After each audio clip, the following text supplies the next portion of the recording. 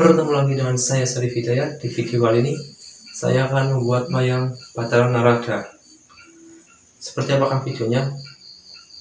Oke teman-teman, yang dibutuhkan kardus, gunting, dan pulpen. Perhatikan teman-teman, hilang, datang lagi, dan rokok. Masih tinggal satu teman-teman, nggak apa-apa walaupun tinggal satu, kita rokok dulu, nyalakan dulu rokoknya.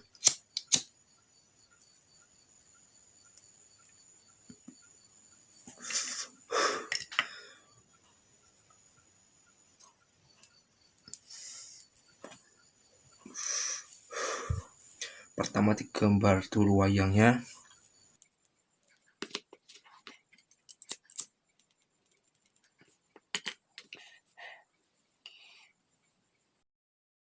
Narada dalam versi pewayangan, antara lain yang berkembang di tanah Jawa, dilukiskan dengan bentuk tubuh cebol bulat, berwajah tua, dengan kepala mengenadah ke atas.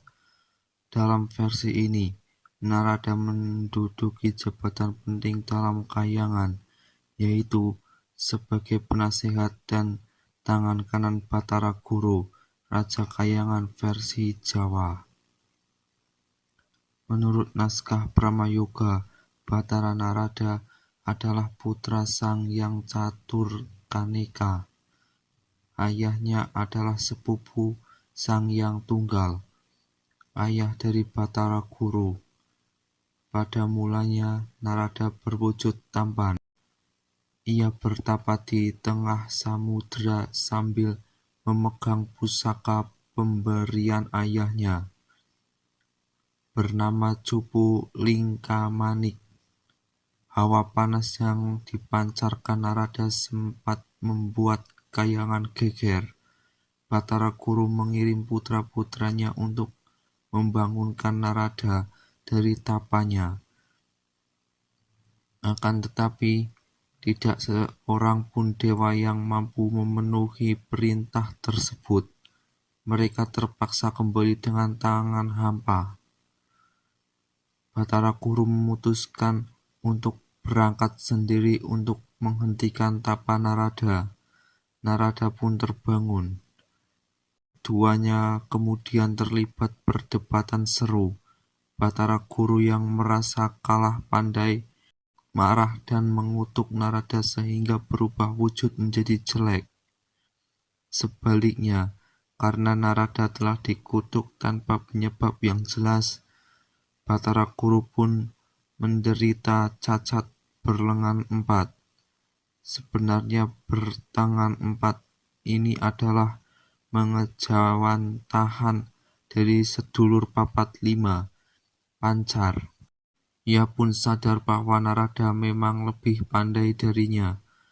Maka ia pun memohon maaf dan meminta Narada supaya sudi tinggal di kayangan sebagai penasehatnya. Dalam pentas pedalangan, tempat tinggal Batara Narada disebut dengan nama Kayangan Sidi Udal-Udal atau Sidik Pengudal-Udal. Narada (Dewa Nagari).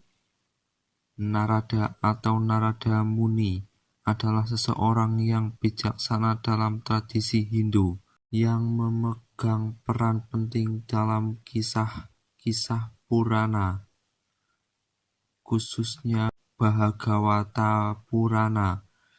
Narada digambarkan sebagai pendeta yang suka mengembara dan memiliki kemampuan untuk mengunjungi planet-planet dan dunia yang jauh. Ia selalu membawa alat musik yang dikenal sebagai tambura, yang pada mulanya dipakai oleh Narada untuk mengantarkan lagu pujian, doa-doa dan mantra-mantra sebagai rasa bakti terhadap Dewa Wisnu atau Krishna. Dalam tradisi Wainawa, ia memiliki rasa hormat yang istimewa dengan menyanyikan nama Hari dan Narayana, dan proses pelayanan didasari rasa bakti yang diperlihatkannya. Dikenal sebagai Bhakti Yoga seperti yang dijelaskan dalam kitab yang menunjuk kepadanya, yang dikenal sebagai Narad Bhakti Sutra. Putra Brahma. Menurut legenda, Narada dipandang sebagai Manas Putra, menunjuk kepada kelahirannya dari pikiran Dewa Brahma, atau makhluk hidup pertama seperti yang digambarkan dalam alam semesta menurut Purana. Ia dihormati sebagai Triloka Sancari, atau pengambara sejati, yang mengarungi 3 dunia, yaitu Swargaloka, Mitiuloka, dan Pataloka. Ia melakukannya untuk menemukan sesuatu mengenai kehidupan dan kemakmuran orang. Ia orang pertama yang melakukan nyata yoga. Ia juga dikenal sebagai Kalahapriya. Narada Muni memiliki proses penting yang istimewa di antara tradisi Waisnawa. Dalam kitab-kitab Purana, ia termasuk salah satu dari 12 Mahajana atau pemuja besar Dewa Wisnu. Karena ia adalah Gandharva dalam kehidupan dahulu sebelum ia menjadi resi, ia berada dalam kategori Dewa Resi. Pencerahan. Bhagavata Purana menceritakan pencerahan spiritual yang dialami Narada dalam kehidupannya yang dulu. Narada adalah Gandharva, sejenis malaikat yang dikutuk agar lahir di planet bumi karena melanggar sesuatu. Maka ia kemudian lahir sebagai putra seorang pelayan yang khusus melayani pendeta suci, Brahmin. Para pendeta yang berkenan dengan pelayanan Narada dan ibunya memberkahinya dengan mengizinkan memakan sisa makanan mereka yang sebelumnya dipersembahkan kepada dewa mereka, yaitu Wisnu. Perlahan-lahan Narada menerima berkah dan berkah lagi dari para pendeta tersebut, dan mendengarkan mereka memperbicarakan banyak topik mengenai spiritual. Lalu pada suatu hari, ibunya meninggal karena digigit ular, dan karena menganggap itu adalah perbuatan Dewa Wisnu, ia memutuskan untuk pergi ke hutan demi mencari pencerahan agar memahami kebenaran yang paling mutlak. Ketika di dalam hutan, Narada menemukan tempat yang tenang, dan setelah melepaskan dahaga dari sungai terdekat, ia duduk di bawah pohon dan bermeditasi yoga,